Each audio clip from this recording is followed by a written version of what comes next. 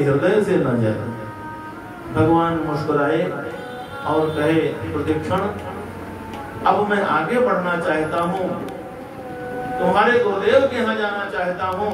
प्रदीक्षण जी ने कहा, गुरुदेव प्रभु आप पीछे पीछे चलिए, मैं आगे लेकर के चलता हूँ गुरुदेव के यहाँ। और गुरुदेव के आश्रम पर पहुंचे। प्रदीक्षण जी ने भगवान को दरवाजे पर रोक दिया। अंदर आश्रम में पहुंचे, गुरुदेव को दंडवत किया, प्रणाम किया। अरे सुदीक्षण तू फिर आ गया कुटिया में, मैंने तुमसे कहा था कि भगवान को लेकर के आना, कैसे चला आया? सुदीक्षण जी ने कहा, गुरुदेव नाथ कौशलाधीश कुमारा आयो मिलन जगत आधारा। और ऐसा सुनते ही अगस्त जी तुरंत दौड़ पड़े और दौड़ करके भगवान के चरणों में गिर गए। भगवान ने उनको उठा करके गले से लगाया। और आज प्रदीक्षण जी से गुरुदेव कहते हैं, तेरे जैसा शिष्य पा करके मैं धन्य हो गया। नियम तो यह है कि गुरु शिष्य को भगवान का दर्शन कराए, लेकिन तूने तो आज शिष्य होकर के तूने मुझे भगवान का, गुरु को ही भगवान का दर्शन कराया। भगवान वहां पर राक्षसों के मार्ग में बहुत ऊंची ऊंची हड्डियां मिली थी, हड्डियों का पहाड़। ऋषियों से उन्होंने पूछा, ये कैसा पहाड़ है? महात्माओं ने कहा, महाराज राक्षस लोग हम मुनियों को खा खा करके और उनकी हड्डियां फेंक देते हैं, वही ऊंचा पहाड़ बन गया है। भगवान को बड़ा आश्चर्य हुआ। उन्होंने दोनों हाथ उठा करके वही रास्ते में ही प्रण कर लिया कि निश्चर हीन करो मही भुज उठाए प्रण की, सकल मुनि के आत्मन जाए जाए शुभ दिन। अगस्त जी से भगवान राक्षसों के उद्धार का उपाय पूछते हैं कि उनका उद्धार कैसे किया जाए। अगस्त ऋषि ने कहा, प्रभु वैसे तो आप सब जानते हैं, लेकिन फिर भी मुझे पढ़ाई देना चाहते हैं, इसलिए आप यहाँ से आगे जाएं पंचवटी नामक स्थान में, वहीं से आपको राक्षसों के उद्धार का मार्ग मिल जाएगा। भगवान वहां से विदा लेते हैं और विदा लेकर के पंचवटी में आते हैं, पर्णकुटी बनाते हैं, उसमें निवास करते हैं। और निवास करने के पश्चात वहीं पर लखन लाल जी से चर्चा होती है भगवान की। लखन लाल पूछते हैं, प्रभु आपकी माया क्या है? भगवान कहते हैं, मैं और मोर तोर तय माया, यही बस कीन्हे जीव निकाया। बड़ी सुंदर चर्चा होती है। और माया के दो प्रकार के भेद हैं, जिनकर भेद सुनो तुम दो, विद्या अपर अविद्या। जो विद्या रूपी माया है वो तो भगवान की तरफ उन्मुख करती है, और जो अविद्या रूपी माया है वो दूसरे मार्गों की तरफ उन्मुख करती है। ऐसी चर्चा हो, बड़ा सुंदर सत्संग है। लेकिन अब तो एक ही घंटा बचा, हम तो घड़ी देखते हैं तो दिल धड़कने लगता है। बड़ी सुंदर चर्चा होती है। इतने में शूर्पणखा का आगमन होता है, जो अविद्या रूपी माया है वो आती है और बड़ा सुंदर रूप बनाया भगवान के पास जाती है, विवाह का प्रस्ताव लेकर के। भगवान ने लखन के पास भेजा, लखन ने पुनः भगवान के पास भेजा और पुनः लखन के पास आई। जब 2-4 चक्कर लगवाया, उसने सोचा कि इन लोगों ने मुझे बेवकूफ समझ रखा है, अभी जो बगल में बैठी हुई है इसको खा जाती हूँ, अभी सारी समस्या हल हो जाएगी। अविद्या रूपी माया हमेशा भक्ति को नष्ट करने का प्रयास करती है, भक्ति को खाने का प्रयास करती है। अपने असली रूप में आकर के और सीता जी को खाने के लिए दौड़ी। इसके पति का नाम विद्युत जिह्वा था। रावण की बहन है शूर्पणखा। विद्युत जिह्वा के पास एक बार रावण मिलने के लिए गया। शूर्पणखा अंदर अपने भाई के स्वागत सत्कार में भोजन बनाने के लिए चली गई। उस समय विद्युत जिह्वा सो रहा था। रावण बहुत बड़ा प्रकांड पंडित था, उसने देखा इसके मस्तक में ऐसी रेखा है कि जिसकी तरफ से युद्ध करेगा उसकी विजय होगी। और रावण तो विश्व विजयी बनना चाहता था। उसने तुरंत तलवार से उसके गर्दन को काट दिया और वहां से चला आया।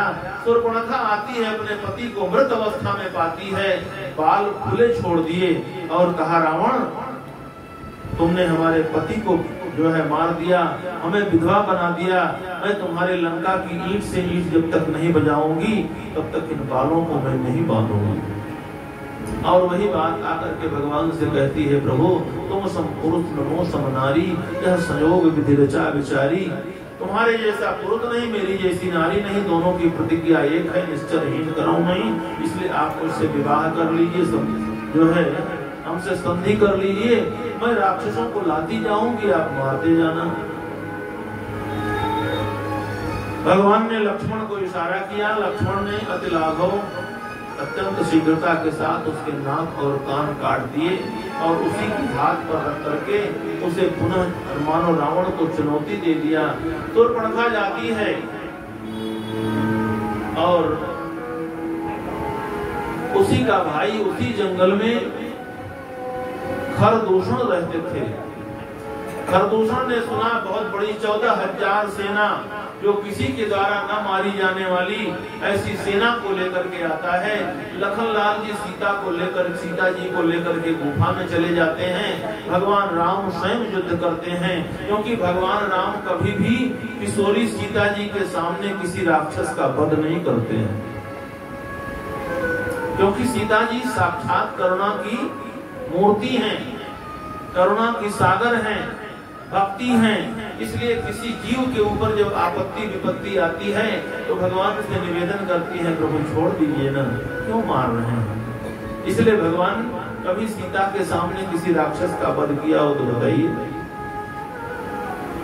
भगवान किशोरी जी के सामने किसी राक्षस को नहीं मारा। उन 14,000 सेनाओं को, खरदूषण को भगवान ने आपस में ही लड़वा करके और उन सेना को समाप्त किया। शूर्पणखा रावण के दरबार में जाती है, रावण को प्रेरणा देती है। रावण रात्रि भर विचार करता है, खरदूषण मोसम बलवंता तिन्हीं कुमारै बिनु भगवंता, उनको बिना भगवान के कौन मार सकता है।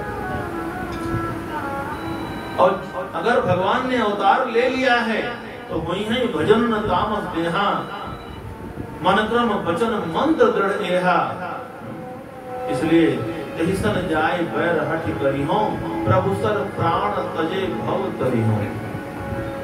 तो यही एक रास्ता है मुझे भवसागर से पार जाने का। और रावण मारीच को साथ लेता है। मारीच बढ़िया सुंदर कंचन मृग बन करके आता है।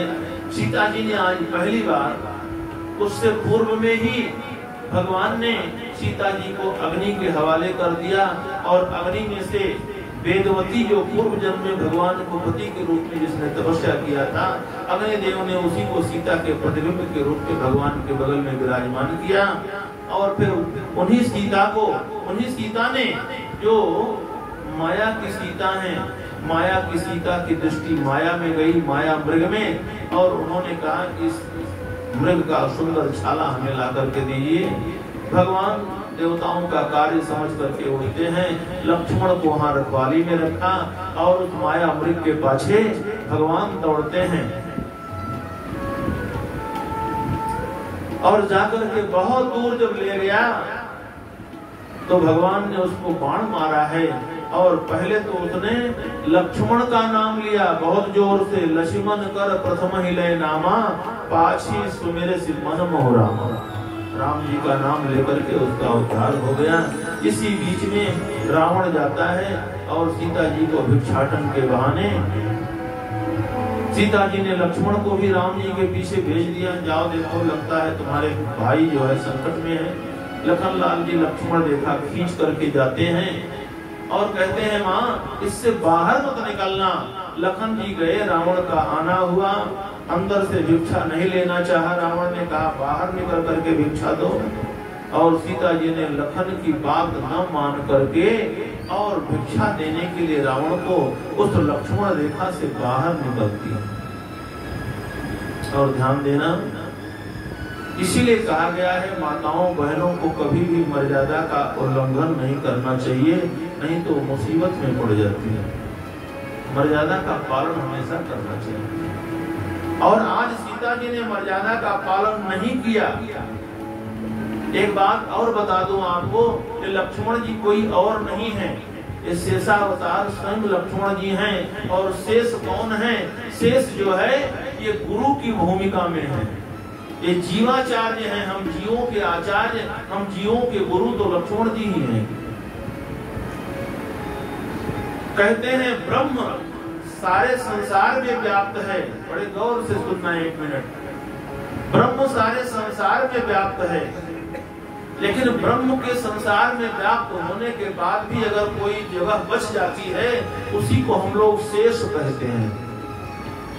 उसी को हम लोग, जैसे हम किसी संख्या का भाग देते हैं, भाज्य भाजक भजन फल, लेकिन कभी कभी उस संख्या में शेष बच जाता है। तो जब शेष बच जाता है तो वही शेष ही जो है शेष नारायण भगवान है। लेकिन उस शेष बचने के कारण शेष नारायण भगवान ने इतनी साधना किया, इतनी तपस्या किया कि साधना के माध्यम से उन्होंने उस विश्व विराट भगवान को छोटे रूप में बना करके अपनी गोद में बिठा लिया, अपनी गोद में बिठा लिया। और अपनी गोद में बिठा करके भगवान को हमेशा क्षीर सागर में टहलते रहते हैं। लेकिन वास्तविकता यह है कि गुरु की भूमिका में है। ये गुरु हैं, जीवों के गुरु हैं। और जीव बन करके, अगर भगवान भी मानव बन करके आए हैं, सीता जी भी मानव बन करके आई हैं, भले पराम्बा जगदम्बा हैं, लेकिन ये उनके भी गुरु हैं। और जो गुरु की बात नहीं मानता है, उसको बाद में रोना पड़ता है। भगवान ने लक्ष्मण की बात नहीं माना। जिस समय वो कनक मृग आया और सीता जी ने कहा, यही मृग करे तो सुंदर शाला, भगवान ने लक्ष्मण से कहा, लक्ष्मण जरा इस सोने के मृग का मैं शिकार करने जा रहा हूँ। लक्ष्मण जी ने कहा, प्रभु बैठिए, कहीं सोने का भी मृग होता है, आप भी किस भ्रम में पड़ने जा रहे हैं। भगवान ने कहा, होता तो नहीं है, लेकिन पहली बार सीता ने मुझसे कोई बात कही है, अगर नहीं मानूंगा तो इनको बुरा लग जाएगा। और भगवान ने लक्ष्मण की बात न मान करके उस मृग के पीछे गए, इसलिए उन्हें बहुत दिनों तक सीता के विरह में जंगलों में भटकना पड़ा, रोना पड़ा। और इधर सीता जी ने भी लक्ष्मण की बात नहीं मानी। जो लक्ष्मण रेखा खींच के गए थे, उनकी बात न मान करके उसका उल्लंघन किया। तो सीता जी को भी राम जी के विरह में कई महीनों तक लंका में राक्षसों के बीच रह करके अश्रुपात बहाना पड़ा, रोना पड़ा। ये सिर्फ बात थी कि गुरु की बात इन दोनों ने नहीं माना था।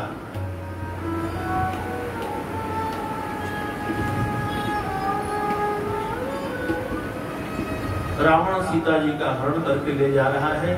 बीच मार्ग में जटायु जी से मुलाकात होती है। जटायु जी ने देखा, क्योंकि जब पंचवटी में भगवान जाते हैं तो जटायु से मुलाकात होती है।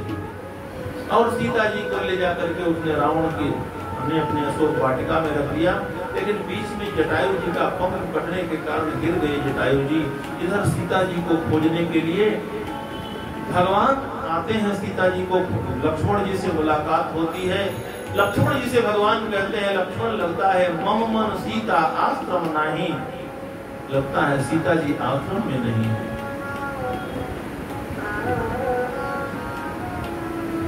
लक्ष्मण जी के साथ आते हैं। सीता जी के विहीन देख करके वृक्ष लताओं से, हिरणियों से, पशु पक्षियों से, उन सब से भगवान पूछते हैं कि तुम ही बताओ कि मेरी सीता कहाँ गई। हे खग मृग, हे मधुकर प्रेमी, तुम देखी सीता मृग नयनी। अब इसके कुछ भाव अलग हैं, लेकिन अब उन भावों में हम नहीं जाएंगे, समय बहुत हो रहा है। आप सब 9 बजे के बाद बैठना पसंद नहीं करते हैं, इसलिए थोड़ा संक्षेप में चल करके आइए।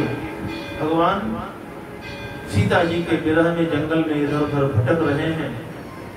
और इधर जो गीधराज जटायु है तो घायल अवस्था में एक गड्ढे में पड़ा हुआ और अपने मृत्यु की घड़ियां गिन रहा है।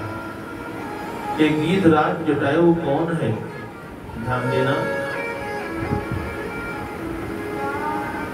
गीधराज जटायु भगवान का पिता है। ये भगवान राम के पिता हैं। गीधराज जटायु धर्म के पिता हैं। गीधराज जटायु की उत्पत्ति कैसे हुई? कहते हैं पाटलिपुत्र में संभल और महाबल नाम के राजा थे। इस कथा का खोज हमारे अयोध्या के रामायणी डॉक्टर श्री राम कुमार दास जी महाराज मानस तत्वान्वेषी जी ने किया है। अब तो नहीं है, लेकिन बहुत खोज, बहुत अनुसंधान मानस के ऊपर उन्होंने किया है। संभल और महाबल नाम के राजा पाटलिपुत्र पटना के बिहार में, और उनकी जब मृत्यु हुई तो उनका जन्म जो है वनिता के गर्भ से हुआ, जो कश्यप ऋषि की पत्नी है कद्रु विनिता। दो पत्नियां कद्रु विनिता तुम्हें कौशला दे। विनिता के गर्भ से दोनों का जन्म हुआ, लेकिन कद्रु को तो 100 बेटे हुए, जो नाग की माता कहलाती हैं। 100 बेटे उछल कूद करने लगे, लेकिन विनिता जी को 2 मांस का पिंड हुआ। और जब वो मांस का पिंड न हिलता न डोलता, बहुत दिनों तक वैसे ही पड़ा रहा, तो एक दिन विनिता जी ने क्रोध में आकर के उस मांस पिंड को उन्होंने जो है फोड़ दिया। और जब फोड़ दिया तो उस मांस पिंड में मनुष्य की आकृति तो बन गई थी, लेकिन अभी चमड़ा नहीं चढ़ा था। मांस का लोथड़ा लाल लाल छल छल छल छल झलक रहा था। उसने कहा, अरे माँ, तूने मेरे साथ ये क्या किया? तूने बहुत गलत किया। मुझे तुम्हें फोड़ना नहीं था। मैं तो अपने आप समय के बाद समय आने पर मैं टूट जाता है। तुमने मुझे असमय में ही फोड़ दिया, इसलिए जाओ, तुम्हें दासी बनना पड़ेगा। माँ ने कहा, बेटा जा रहे हो तो हमारा उद्धार कैसे होगा? उसने कहा कि आपका उद्धार इस दूसरे मांस पिंड को मत फोड़ना, नहीं, यही जब अपने आप मुक्त करके निकलेगा, यही तुम्हें दासीपना से मुक्त करेगा। और ऐसा कह करके वो लाल लाल बिल्कुल मांस का लोथड़ा था, इसलिए उनका नाम अरुण पड़ गया। वो जाकर के भगवान सूर्य देव निकल रहे थे, उनके रथ पर जाकर के बैठ गए और उनके सारथी बन गए। ये भगवान सूर्य के सारथी बन गए। इसीलिए कहा जाता है अरुणोदय सबचे कुमुद उड़गन ज्योति मलिन। सूर्योदय जब होता है तो पहले लालिमा आती है, और सूर्यास्त होता है तब भी लालिमा आती है। अब ये तो जाकर के भगवान सूर्य के सारथी बन गए, और इधर दूसरे मांस पिंड को बहुत दिनों के बाद जब फोड़ करके इसमें से निकले, तो कहते हैं वो पक्षीराज गरुण कहलाए। पक्षीराज गरुण कहलाए, और उनसे गरुण वंश की उत्पत्ति हुई, जो भगवान के वाहन बने। लक्ष्मीपति के वाहन गरुण जी महाराज वनिता के पुत्र हैं। अरुण का ये तो विवाह नहीं किए, लेकिन अरुण जी का विवाह हुआ, और विवाह के बाद उनको जो है 2 पुत्र, 2 पक्षी पैदा हुए। उन 2 पक्षियों में एक का नाम जटायु, दूसरे का नाम संपाति पड़ा। तो संपाति तो एक बार अपने पिता से मिलने के लिए आकाश में उड़ा। भगवान सूर्य के तेज को जो है उसने न मानते हुए कि भगवान सूर्य का तेज क्या कर पाएगा, जब मेरा पिता ही उनके सारथी हैं, और उनके निकट चला गया, उसके पंख जल गए, वो जमीन पर गिर पड़ा।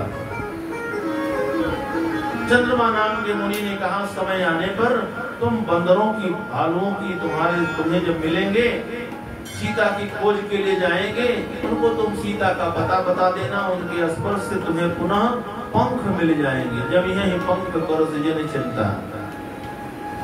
लेकिन जो दूसरे भाई हैं, जिनका नाम है श्री जई जटायु, जटायु जी, बड़े गौर से सुनना। ये कथाएं ऐसा नहीं कि आपने नहीं सुना होगा, लेकिन बहुत कम सुनने को मिलती है। जटायु जी महाराज विचरण करते हैं आकाश में। वैसे भी गीध अधम खग आमिष भोगी गति पावत जो जाचत जोगी। एक बार की बात है, ये जटायु भगवान राम के धर्म पिता कैसे बने। एक बार की बात है, महाराज दशरथ का साम्राज्य था और उनके अयोध्या में अकाल पड़ गया। बहुत दिनों तक सूखा पड़ गया, बरसात नहीं हुई। इसके कारण उन्होंने ज्योतिषियों से पूछा। ज्योतिषियों ने कहा महाराज आपके राज्य पर शनि की दृष्टि है। महाराज दशरथ कहाँ मानने वाले हो, तो दसों दिशाओं में उनका रथ जाता था। रथ पर सवार होकर के शनि लोक में पहुंचे, जाकर के शनि को ललकारा। शनि तो पहले कुछ नहीं बोला, लेकिन बहुत जोर जोर से ललकारने लगे। तो शनि ने एक बार दृष्टि उठा करके महाराज दशरथ की तरफ देख दिया, तो उनके रथ घोड़े सब जल गए और महाराज दशरथ जो है उस रथ से रथ विहीन होकर के आकाश से नीचे पृथ्वी की तरफ आने लगे। और जब आकाश से नीचे पृथ्वी की तरफ आने लगे तो कहते हैं उसी समय जटायु जी महाराज पंख फैला करके आकाश में विचरण कर रहे थे, उड़ रहे थे। उन्होंने देखा कि कोई मानो आकाश से नीचे आ रहा है, जो है नीचे पतन हो रहा है। जटायु जी महाराज ने अपने पंख पर उनको जो है रोक लिया और धीरे धीरे नीचे जमीन पर उतारा। उनको ला करके जल छिड़का, पंखों से हवा किया। कुछ देर बाद महाराज दशरथ को होश आया और होश आने के बाद महाराज दशरथ ने कहा तुम कौन हो। उसने कहा महाराज मैं तो गीध हूँ, मेरा नाम जटायु है। मैंने देखा कि आप आकाश से नीचे आ रहे हैं, तो मैंने आपको पंख पर रोक करके नीचे लाया हूँ। महाराज दशरथ ने कहा तुमने मेरे प्राणों की रक्षा किया है, इसलिए तुम मुझसे कुछ मांग सकते हो, जो कहो मैं देने के लिए तैयार हूं। जटायु ने कहा महाराज अगर देना ही चाहते हैं तो मेरा विवाह नहीं हुआ है और विवाह न होने के कारण मेरे कोई पुत्र नहीं है। और सुनते हैं कि पुत्र जिसके नहीं होता है उसको कुंभनाम के नरक से मुक्ति नहीं मिलती है। तो महाराज आप हमें जो है अपनी संतान, पहली संतान आप मुझे गोद दे दीजिए।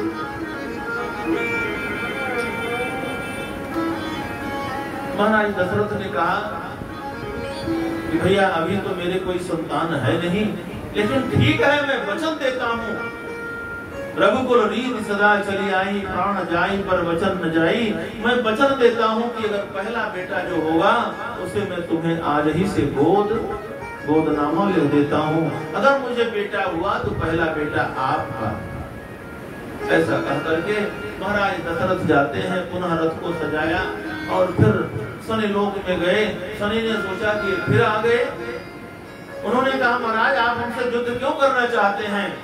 महाराज दशरथ ने कहा आप अपनी दृष्टि हमारे राज्य से हटा लीजिए। और उन्होंने शनि स्तोत्र बताया कि इसका आप अनुष्ठान करवाइए, हमारी दृष्टि का प्रकोप आपके राज्य से शांत हो जाएगा। ऐसा ही महाराज दशरथ ने आकर के करवाया। लेकिन कहते हैं जब समय आने पर भगवान राम का जन्म हुआ, सभी लोग दर्शन के लिए आते हैं और तो सबको पता चल गया कि महाराज दशरथ को पुत्र हुआ। गीधराज जटायु भी जाते हैं, जाकर के महाराज दशरथ के महल के उस कलश पर जाकर के बैठ गए। लोगों ने जाकर के सूचना दिया महाराज ये तो बहुत बड़ा अपशगुन हो गया, आपके कलश पर एक बहुत बड़ा गीध आकर के बैठा हुआ है।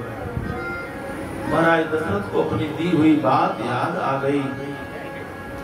अपने बड़े लाला भगवान राम को गोद में लेते हैं, न चाहते हुए भी वचनबद्ध हैं, इसलिए गोद में लेकर के उस गीध के पास गए और कहे मित्र ये मेरा पहला बेटा है, मेरी पहली संतान है, बड़ा बेटा है और मैं वचनबद्ध होने के कारण ये मैं तुम्हें आज से समर्पित करता हूँ।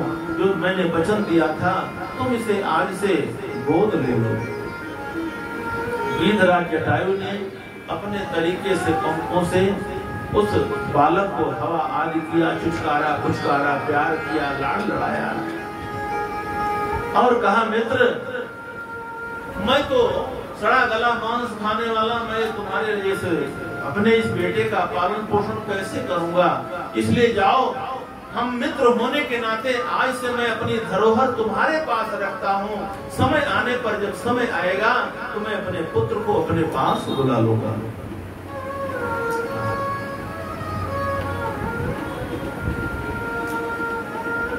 और ऐसा कह करके वो गीधराज वहां से चले गए। तो उसी दिन से भगवान राम, गीधराज ने भगवान राम को गोद ले रखा था।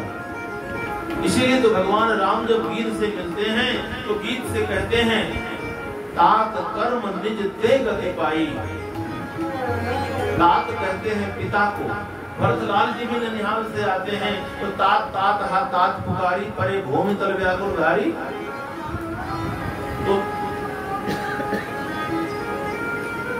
तात शब्द से संबोधन करते हैं भगवान राम गीधराज को।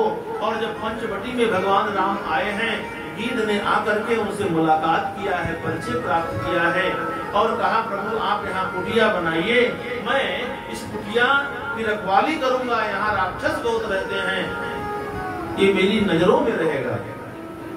और उस कुटिया में भगवान रहते हैं। लेकिन गीध भी बहुत ऊंचाई पर, ऊंची डाल पर, वृक्ष पर बैठ करके उस कुटिया की निगरानी करता था। लेकिन अब सवाल उठता है, फिर भी सीता जी का हरण कैसे हो गया?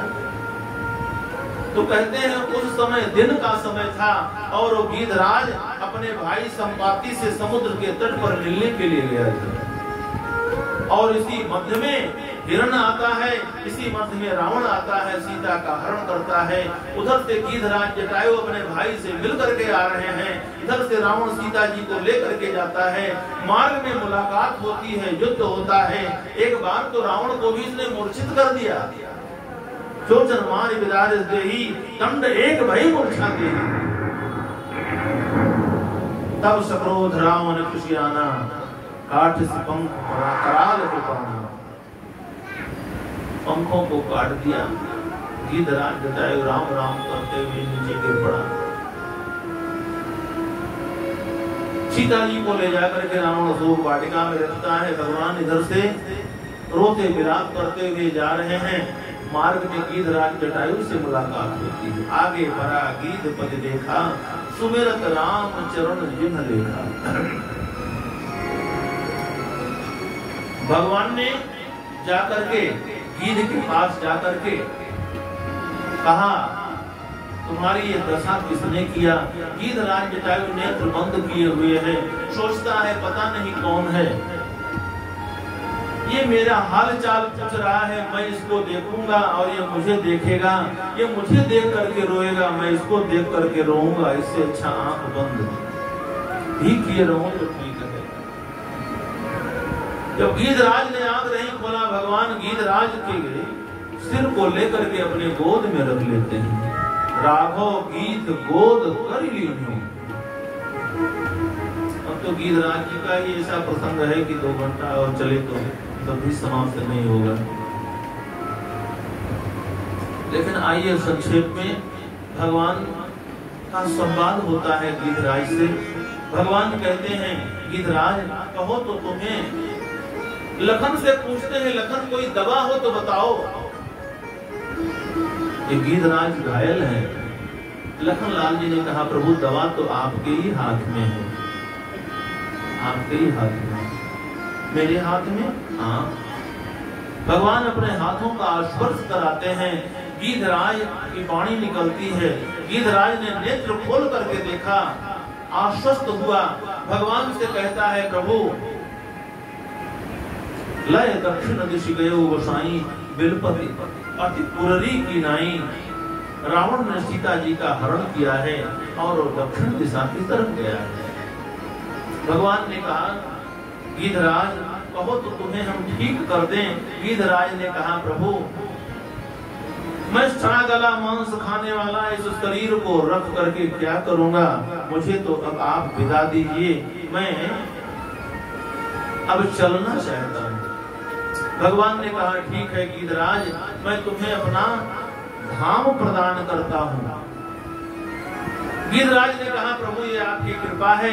भगवान ने कहा ये हमारी कृपा नहीं है, ये तो परहित बस जिनके मन माही तिन कह जग दुर्लभ कछु, उनके लिए संसार में कुछ दुर्लभ नहीं है। जिनके अंदर परहित है, परहित की भावना है, दूसरे के परोपकार की भावना है, परोपकाराय सदाम विभूतयः, परोपकार वचन मन काया, परोपकार की भावना जिसके अंदर है उस संसार में उसके लिए कुछ भी दुर्लभ नहीं। प्रभु ये तो आपकी कृपा है कि आप परोपकार के कारण जो है,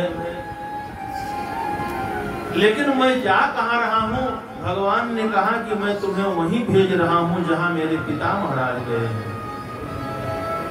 गिरिराज ने कहा प्रभु ये तो आपकी बहुत बड़ी कृपा है कि मुझे भी वही स्थान जो आपके पिता को जो स्थान मिला हुआ है। भगवान ने कहा कि हाँ गिरिराज वही स्थान तुम्हें भी दे रहा हूं। और बहुत संक्षेप में कहें क्योंकि अभी सबरी प्रसंग भी रखा हुआ है, हनुमान जी का चरित्र तो लगता है छूने का मौका ही नहीं मिलेगा।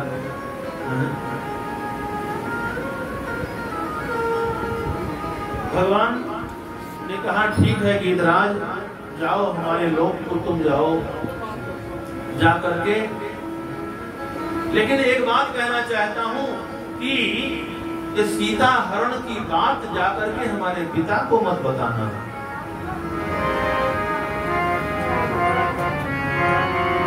सीता हरण तात जनी कहूं पिता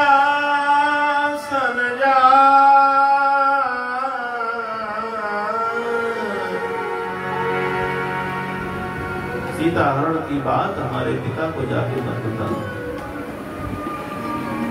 गिरिराज जटायु ने कहा प्रभु अगर मैं नहीं बताऊंगा तो ये सूचना आपके पिता को कौन देगा? और जब ऐसा पूछा गिरिराज जटायु ने तो कहते हैं भगवान के नेत्र कमल में जो करुणा व्याप्त थी, जो अश्रुपात हो रहा था, जो आंखों से आंसू बरस रहे थे, अचानक वो आंखों से आंसू गायब हो गए, भौहें तन गई, भृकुटियां तन गई और आंखों में लाल लाल धागे दिखाई देने लगे, लाल लाल डोरे क्रोध के दिखाई देने लगे। और कहते हैं कि गिरिराज जटायु ने कहा प्रभु कौन सूचना देगा? भगवान राम कहते हैं जो मैं राम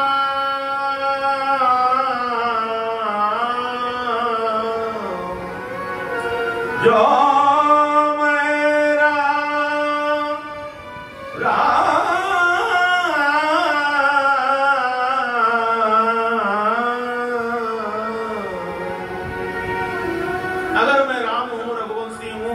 मेरे रगों में रघुवंश का रक्त दौड़ रहा है, भौहें तन गई, लाल लाल धागे दिखाई देने लगे, तो कुल सहित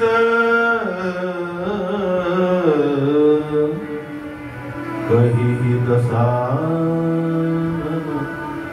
जा।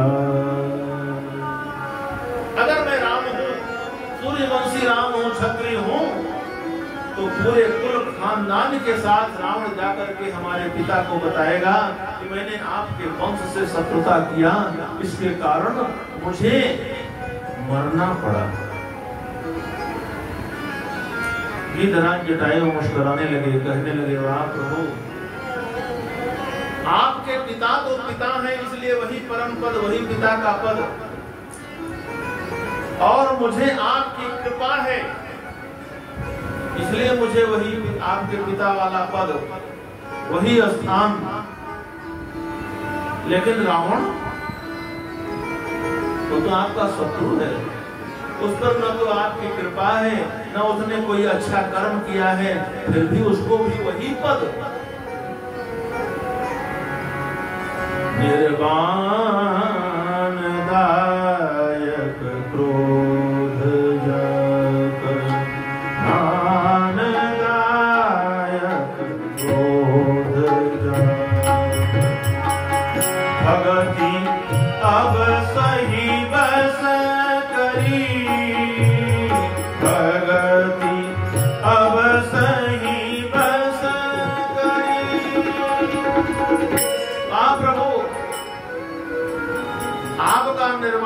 लायक जो पद है,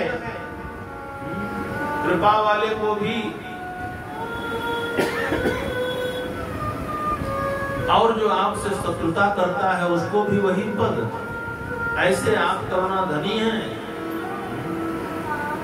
भगवान शंकर कहते हैं माता पार्वती से, देवी भगवान इतने बड़े करुणा के धनी हैं कि आज राक्षसों को अपना पद दे रहे हैं। माता पार्वती ने कहा, क्या राक्षसों ने कोई भजन किया है, पूजा पाठ किया है, कथा सुना है? बोले नहीं, भगवान के मन में आ गया, क्योंकि भगवान का तो तारना भी उनका पद प्राप्त करना है और भगवान के हाथों से मरना भी उनके पद को प्राप्त करना है। तारना और मारना दोनों उनके लिए समान है। आप जिस भाव से भगवान से जुड़ जाएं, चाहे शत्रुता हो, चाहे मित्रता हो, चाहे भक्ति हो, चाहे ज्ञान हो, चाहे कोई भी कुछ भी हो, किसी भी भाव से आप भगवान से जुड़ जाएंगे तो आपका उद्धार हो जाएगा। इसलिए हमेशा भगवान के भाव से व्यक्ति को भरे रहना चाहिए। भाव चाहे जो भी हो, मार्ग चाहे जो भी हो। गीधराज जटायु ने कहा, वाह प्रभु आपकी बड़ी कृपा है। और फिर गीधराज जटायु का क्रियाकर्म, जो कि भगवान ने अपने पिता का क्रियाकर्म जिसको करने का सुअवसर नहीं प्राप्त हुआ था, उन्होंने आज गीधराज जटायु का क्रियाकर्म निजकर कीन्ही राम, तेहि क्रिया यथोचित निजकर कीन्ही राम, अपने हाथों से उनका क्रियाकर्म करते हैं, क्योंकि ये उनके धर्म पिता हैं।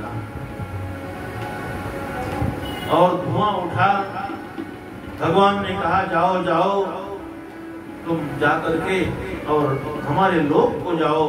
इस प्रकार से भगवान गीधराज से विदा लेते हैं और आइए अब भगवान आगे बढ़ते हैं। कबंध से मुलाकात होती है, उसका भी भगवान उद्धार करते हैं। और उसके बाद विराध और कबंध को मारते हैं, क्योंकि विराध और कबंध को मारना बहुत बड़ा कमाल था।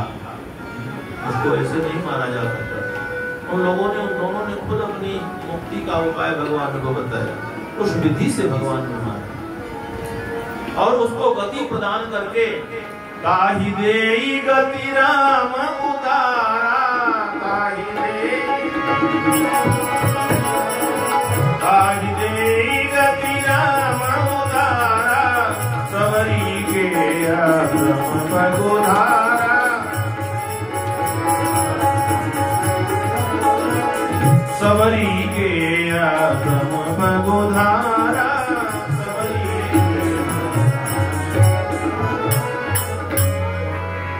उसको गति मुक्ति प्रदान करके भगवान सबरी के आश्रम में आते हैं। और सबरी देख राम गृह आए, मन के वचन समझिए भाई। ये सबरी कौन है? कहते हैं पूर्व जन्म में, ये कथा भी उन्हीं डॉक्टर श्री राम कुमार दास रामायण जी की खोजी हुई है। बड़े गौर से सुनना, 10 मिनट। पूर्व जन्म में सबरी जंगल में ऋषि मुनियों के आश्रम में रहती थी, एक छोटी सी मेढक के रूप में। बहुत छोटा सा मेढक, मिजकी जिसको कहते हैं। और संत लोग जब पंगत करते थे और पंगत करने के पश्चात कोई जूठन प्रसाद उस स्थान पर गिर जाता था, तो उसी जूठन प्रसाद को ये मेढकी खा करके वहीं आश्रम में टहलती रहती थी, संतों का शीत प्रसाद पाती थी। और संतों का शीत प्रसाद पाने के कारण इसकी बुद्धि बड़ी पवित्र शुद्ध हो गई थी। कहते हैं एक दिन एकादशी का दिन पड़ा, आज भी एकादशी है संयोग से। एकादशी का व्रत आया, संत लोग, क्योंकि ये सबसे प्राचीन व्रत है, कहते हैं 6 जगह अन्न नहीं खाना चाहिए। रविंद्र ग्रासे हरिजन्म काले कन्या प्रदाने द्विज भोजने च, और प्राण प्रयाणे हरिवासरे च यदन्न भुक्तम नरकम व्रजन्ति। धर्म सिंधु का श्लोक है। ये 6 जगह पर अन्न ग्रहण नहीं करना चाहिए। सूर्य ग्रहण, चंद्र ग्रहण लगा हो, रविंद्र ग्रास से हरिजन्म काले, शिवरात्रि हो, रामनवमी हो, जन्माष्टमी हो, हरि जन्म काले कन्या प्रदान, आप कन्या प्रदान करने, कन्यादान करने जा रहे हैं, अन्न खा लीजिए, नहीं खाना चाहिए, दोष लगता है। कन्या प्रदान द्विज भोजनेश, आपके दरवाजे पर कोई ब्राह्मण साधु भूखा बैठा हुआ है, आप उसको बिना सत्कार किए, बिना उससे पूछे अंदर जाकर के भोजन बैठ करके कर लीजिए, वो भूखा बैठा है तो आपको दोष लगेगा। उसको पूछ लीजिए कि महाराज कुछ आप जल जलपान करें, भोजन करें, उसका सेवा सत्कार कर लीजिए, फिर आप भोजन करें। रविंद्र ग्रासे हरिजन्म काले कन्या प्रदाने द्विज भोजने च प्राण प्रयाणे, कोई अगल बगल में मर गया हो, आप सोचे कि चलो भोजन कर लें, बाद में जाना पड़ेगा गंगा जी के निकट, पता नहीं कितना समय लगे। प्राण प्रयाणे हरिवासरेश, एकादशी के दिन भी अन्न ग्रहण नहीं करना चाहिए। एकादशी बहुत प्राचीन व्रत है, लेकिन संत लोग कहते हैं 8 वर्ष से कम उम्र के बच्चे को 64 वर्ष से ऊपर के वृद्ध को छूट दिया गया है, और बीच में जो मरीज हैं, जो बीमार हैं, जो अशक्त हैं, डॉक्टरों ने मना कर दिया है, वो लोग भी एकादशी न रहें तो कोई बात नहीं, उनको भी नहीं दोष नहीं लगता है। तो आज एकादशी का दिन, और उस एकादशी के दिन संतों ने एक कड़ाह में दूध डाल दिया, नीचे से आंच लगा दिया, और छप्पर था, घास था, और आग लगा दिया। आग लगाने के बाद सोचा कि चलो चल करके गंगा जी स्नान करावें, और जब तक लौट करके आएंगे तब तक ये दूध खूब बढ़िया उबल जाएगा, गर्म हो जाएगा, और फिर आ करके हम लोग इसको ठाकुर जी का भोग लगाएंगे, पाएंगे। एकादशी का व्रत ही है।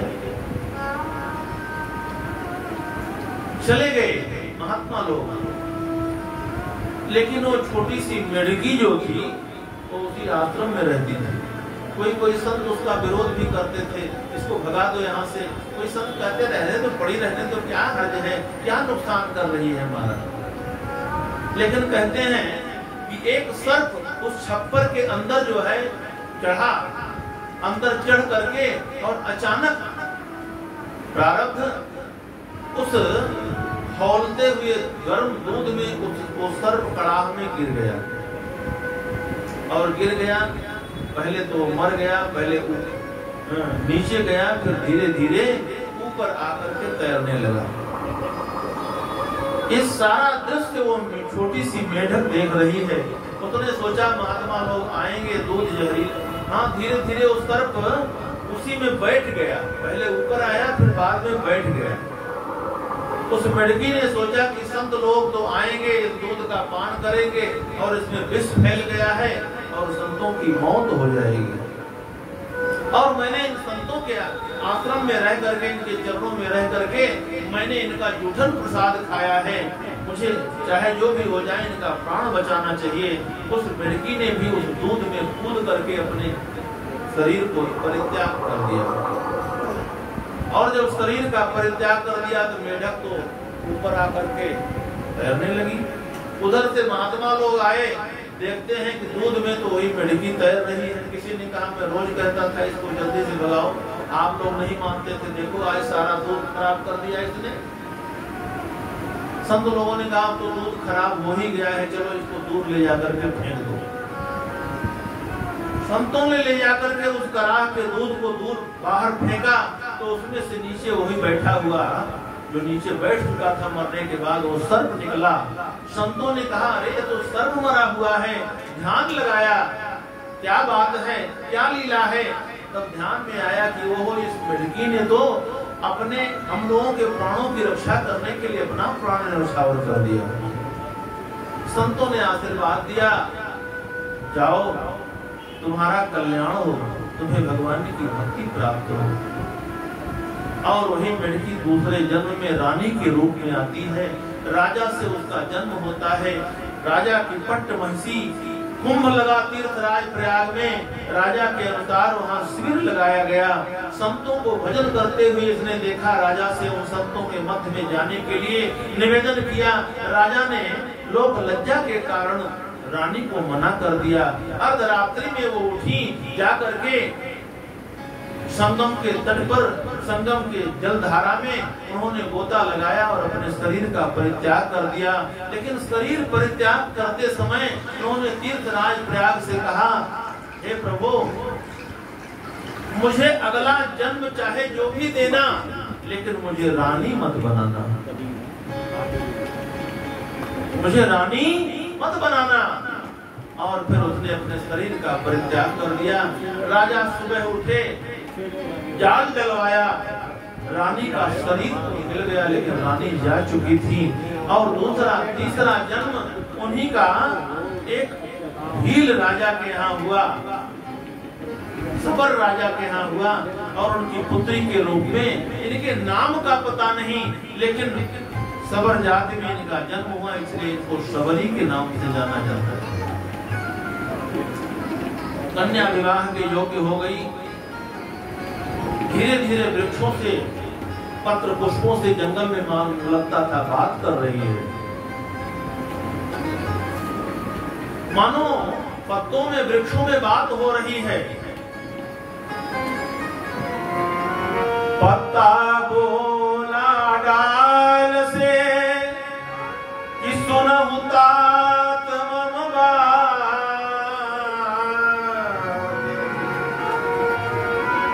अब के बिछुड़े जाता तेरी कब मिली हो साथ।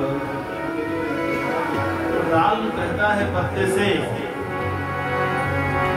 गाली बोली बात से सुना होता मम बात, यह जग की यह रीति है, एक आवत एक जा। यहाँ तो एक आता है दूसरा जाता है, पुराने पत्ते गिर जाते हैं, नए पत्ते उन वृक्षों पर आ जाते हैं।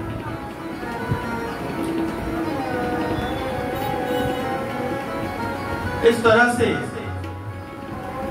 उसकी माँ ने कहा अपने पति से कि ये तो पता नहीं क्या हो गया है बेटी, ये जंगलों में जाकर के वृक्षों से, अन्य वन्य जीवों से लगता है बात करती है। पिता ने कहा इसका एक ही विधान है, इसका विवाह कर दिया जाए। विवाह की तैयारियां हुई, बहुत से जानवरों को पकड़ के बंद कर दिया गया, उसके योग्य वर की तलाश करके उसका विवाह निश्चित किया गया। और आज सुबह सुबह उसकी माँ ने उसके बालों में कंघी किया, उसको सजाया। माता सबरी ने कहा क्या बात है, आज माँ बड़ा प्यार कर रही हो मुझे मेरे बालों में तुम कंघी कर रही हो। उसकी माँ ने कहा बेटी आज तुम्हारा विवाह है। अच्छा तेरा विवाह है? हाँ। किसके साथ? राजकुमार के साथ। अच्छा तभी तो इतने जानवरों को जो है ला करके तुम्हारे पिता ने बंद कर रखा है।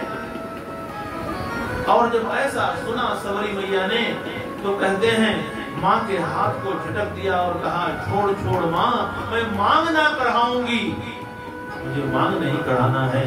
दौड़ करके गई और जा करके उसने अर्धरात्रि में जो है कल विवाह होने वाला है तो आज ही अर्धरात्रि में जा करके उसने सभी जितने भी पशु पक्षी बंद थे उन सभी का दरवाजा खोल दिया और कह दिया कि आप लोग यहाँ से चले जाइए। और वो सभी पशु पक्षी जैसे ही दरवाजा खुला वहां से उड़े और उड़ करके उन पशु पक्षियों ने सबरी मैया को आशीर्वाद दिया, जा बेटी तुमने मुझे मुक्त किया है, एक दिन ऐसा आएगा जब भगवान तुम्हें मुक्त करेंगे, भगवान तुम्हें मुक्त करेंगे।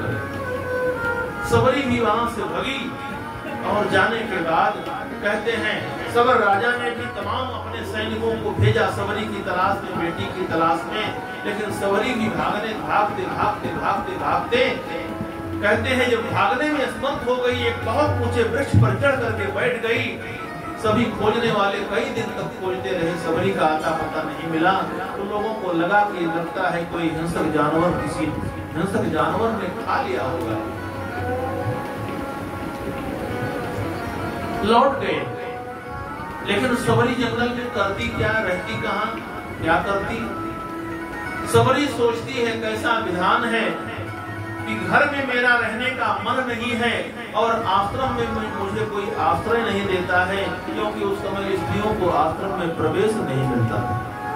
आश्रम में मुझे कोई आश्रय नहीं देता है, घर में मेरा मन नहीं लगता है, करूं क्या करूं, कहां जाऊं? सबरी के मन में अंदर से आवाज आई, चलो कोई बात नहीं, आश्रम में आश्रय नहीं मिलता है तो कोई बात नहीं, सेवा तो कर सकती हूँ। और सेवा करने के लिए ऐसे समय में जाकर के सेवा करती आश्रमों में जिनके यहाँ लकड़ी नहीं है, जंगल से लकड़ी तोड़ के ले जाती, रख देती, अग्निहोत्र करने के लिए चौका लगा देती, झाड़ू लगा देती, पोछा लगा देती और लगा करके रात्रि में ही वापस चली आती। ब्रह्मचारी लोग रात भर जग करके उसकी रखवाली करते, लेकिन एक दिन सबरी को झाड़ू पोछा लगा करके भागते हुए एक ब्रह्मचारी ने पकड़ लिया, खबरदार कहाँ जा रही हो?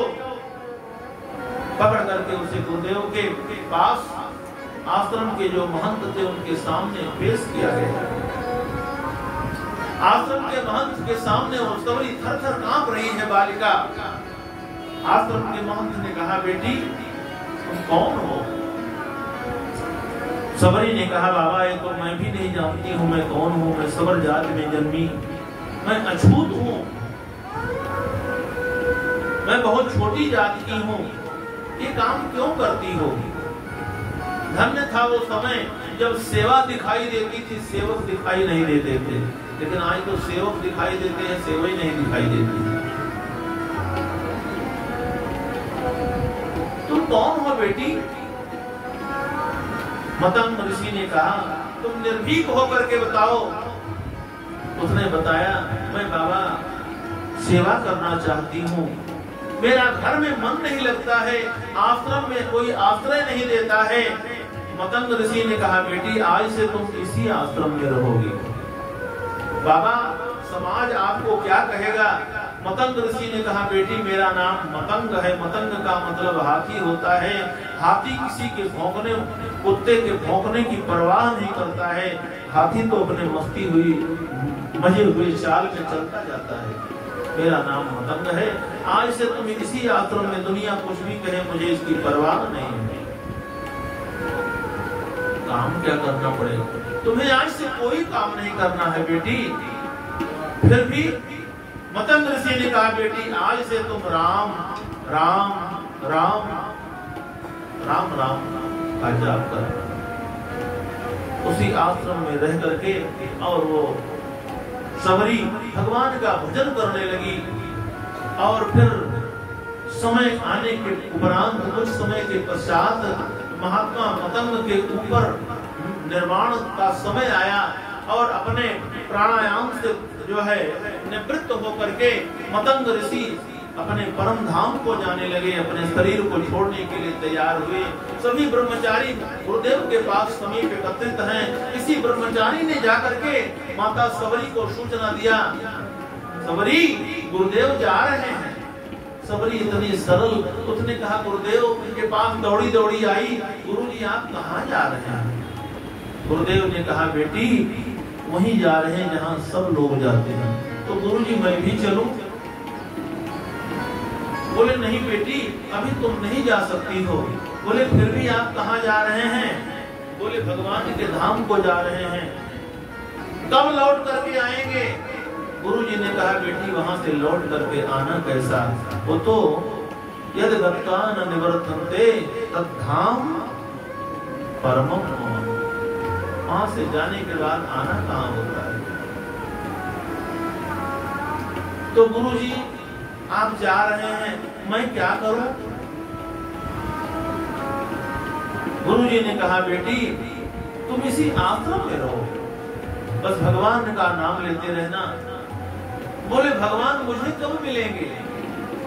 मतंग ऋषि ने कहा, बेटी जाओ, मेरा आशीर्वाद है, आज से तुम इसी आश्रम में रहना और तुम्हें भगवान को खोजने के लिए कहीं नहीं जाना पड़ेगा, बल्कि एक दिन ऐसा आएगा जब भगवान स्वयं तुम्हें खोजते हुए तुम्हारे आश्रम में तुम्हें दर्शन देने के लिए आएगा।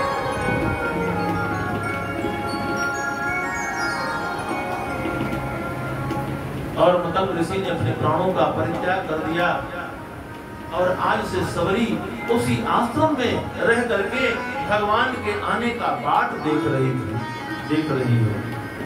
पहला दिन व्यतीत हुआ, सोचा कि गुरुदेव ने कहा है, हो सकता है भगवान कल भी ना आ जाए। बढ़िया पोछा लगाया, तुम्बा में जल, जंगल से फल लेकर के पत्तल में रखा, भगवान के आने का इंतजार करती है। सुबह से शाम हो गई, भगवान नहीं आए। सोचा कि हो सकता है भगवान आज किसी महात्मा ने रोक लिया हो, लेकिन आज नहीं आए तो कोई बात नहीं, कल तो भगवान जरूर आएगा। इस तरह से सोचते सोचते सोचते सोचते 10,000 वर्ष व्यतीत हो गए, लेकिन उसके इंतजार में कोई कमी, बल्कि दिन प्रतिदिन उसके विश्वास में, उसके श्रद्धा में बढ़ोतरी